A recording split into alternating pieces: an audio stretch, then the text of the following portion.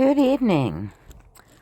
So, The Young and the Restless went on air on March 26, 1973, and it was an immediate success. The story revolved around the lives of two families, the well-to-do Brookses and the struggling but proud Fosters. Boy, have we come a long way. The setting was the Midwestern metropolis of Genoa City, which was actually a small town in Wisconsin through which the Bells, the writers, would drive on their way from Chicago to their weekend home in Lake Geneva. So, today we're going to start with the storyline from 1973. With little more in mind than putting as much time and distance as quickly as possible between himself and Chicago, Brad Elliott didn't expect the first day of the rest of his life to come to this. After being mugged, left for dead, his car hijacked, his money and personal effects gone, Brad stumbled along the roadside, his clothing torn and dirt-crusted. There he was in the middle of nowhere. Luckily for him, the sympathetic driver of a semi was willing to take on a hitchhiker and drop him off at the next stop, Genoa City, Wisconsin. There, Brad entered Pierre's restaurant and sat down to a scrumptious meal. When Sally McGuire, the waitress, presented Brad with the bill, he said he didn't have the money to pay for it.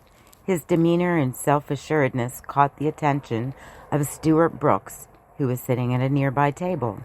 Stuart Brooks, civic leader and publisher of the Genoa City Chronicle, happened to be there, dissuading young medical student Snapper Foster from seeing his daughter Chris. Without fuss, Stuart paid the stranger's tab. He encouraged him in a few minutes of conversation and offered him a job on his newspaper. He even gave him a salary advance and then suggested he rent one of the rooms above the restaurant. Later at the newspaper office, Brad intercepted his own photo and a stunning story coming over the wires.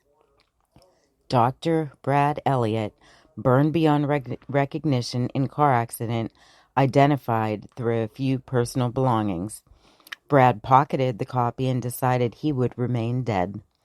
At 19, college student Chris Brooks was consumed with love, being in love. Medical student Snapper Foster was her whole heart and soul.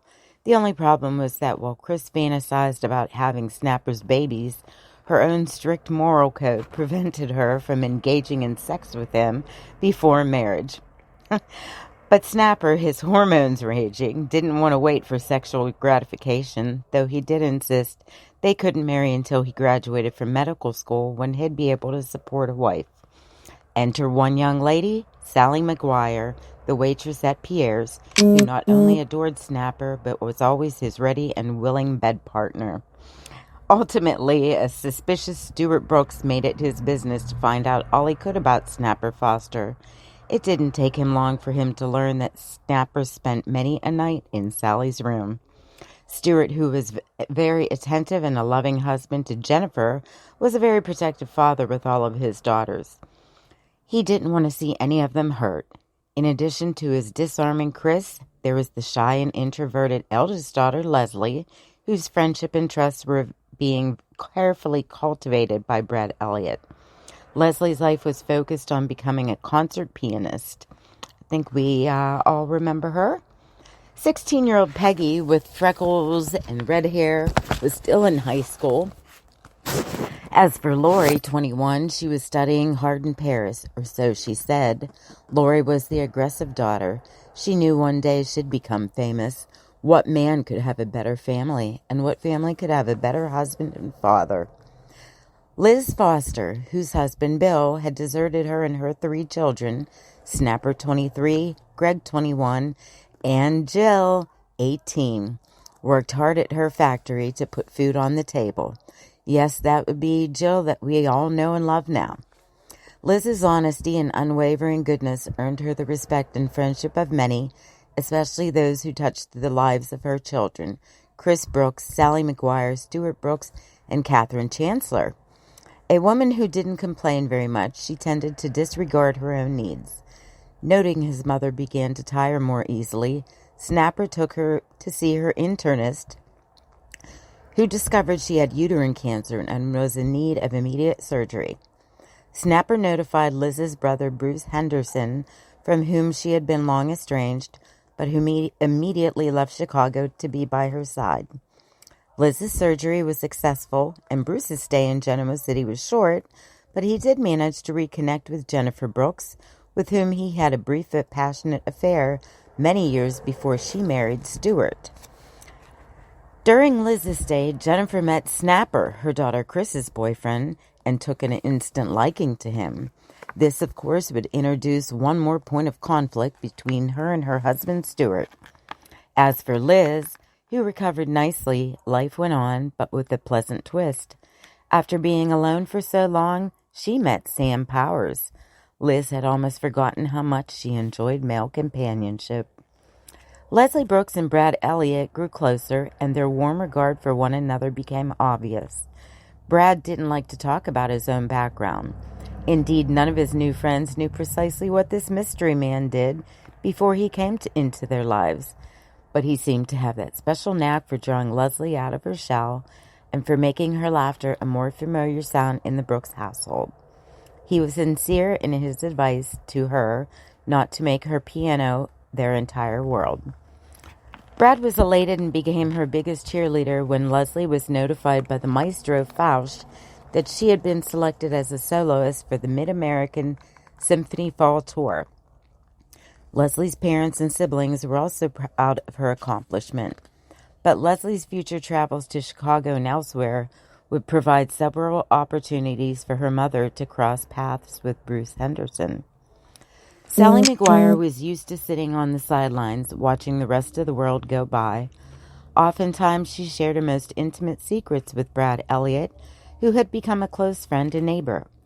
Brad was well aware, for example, that her insular world revolved around Snapper Foster. He also knew about her past affair with Frank Martin, who is the father of the child she had given up for adoption 7 years before.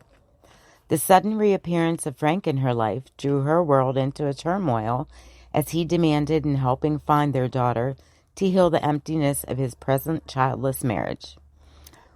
With Snapper's turning to Sally for gratification and her need to put him on hold because of this new problem, Sally inadvertently learned from the frustrated Snapper that nurse Jane Wilcox had been raising Sally's little girl right here in Genoa City. It was inevitable in the weeks that were to follow that Sally and Frank would be thrown together in their common quest to find their child. It would also culminate, for the first time being, in Frank's seeing a divorce from his wife and desiring a reconciliation with Sally. Jane Wilcox, engaged to a man named Steve, refused to give up little Susan. When Steve informed her that he didn't want to make her adopted child a part of their life, Jane Wilcox chose to give up Steve and keep little Susan. But the roundelay was not to end here. Months later, when Sally was to find herself pregnant with Snapper's baby, and Snapper, not knowing she was pregnant, had proposed to Chris, Sally asked Frank if he was still interested in marrying her. By this time, he was committed to marrying Jane Wilcox. And then there was law student Greg Foster, who at the time was played by Wings Hauser. And on a side note, if you want to have it in your minds, Snapper at that time was played by David Hasselhoff. Baywatch, the show with the car. David Hasselhoff. All right, so, and then there was law student Greg Foster, the middle child in the Foster household, the reasonable one. Although he walked in Big Brother Snapper's shadow, still he was his own person with love, compassion, honor, and fairness, the guidelines by which he lived. For example, when Snapper missed that all-important Brooks family dinner because he was so tired and innocently fell asleep in Sally McGuire's bed, it was Greg who advised the humiliated and angry Chris to be understanding and not crowd Snapper. But at the same time, he assured her that Snapper wasn't interested in any other woman. When Greg offered to help Chris with her college debate topic, because as a law student, he knew how to do the kind of research she needed to do, and Chris went on to win the debate, they bonded in the most natural of ways over a hamburger at Pierre's. And when Snapper showed up at Greg's graduation at Yale, and confided that it was all over between him and Chris. And when Chris phoned to congratulate him, Greg's heart leapt with joy. Then there was the exhilaration of moving into his very first law office and showing it off to Chris, only to have Snapper drop by and take her home. There was the snagging of his first client and celebrating that milestone with Chris. And when Chris began to work for him, Stewart had asked him to hire her and promised he'd foot her salary, although Chris was not to know. Greg realized he'd fallen head over heels for her. Greg and Snapper had words over his new employee, and for the first time, Greg admitted to his brother that he'd fallen in love with Chris. But how could Greg say anything to her?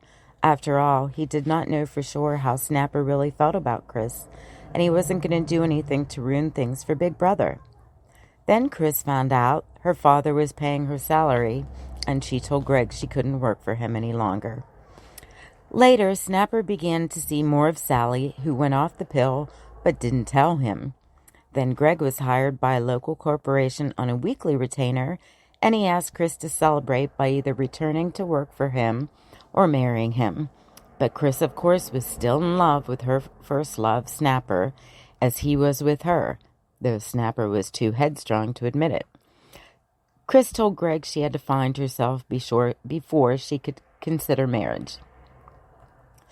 The youngest of the foster children, 18-year-old Jill, put her own ambitions and aspirations aside, working as a manicurist to contribute toward paying the family bills and to help put her brothers through school. And, as it so often happens, a series of unfortunate events were to put things into perspective. First, there was the huge misunderstanding between the hapless, restless Jill and her big brother Snapper. How was Jill to know that when her flashy customer, Gwen Sherman, invited her over to the escort service at which she worked, it would turn out to be a brothel? Or that, as she was hurriedly preparing to leave almost as soon as she had arrived, Jill would come face to face with Snapper. He was so enraged that he gave her a resounding slap across the face in front of Gwen and all those people.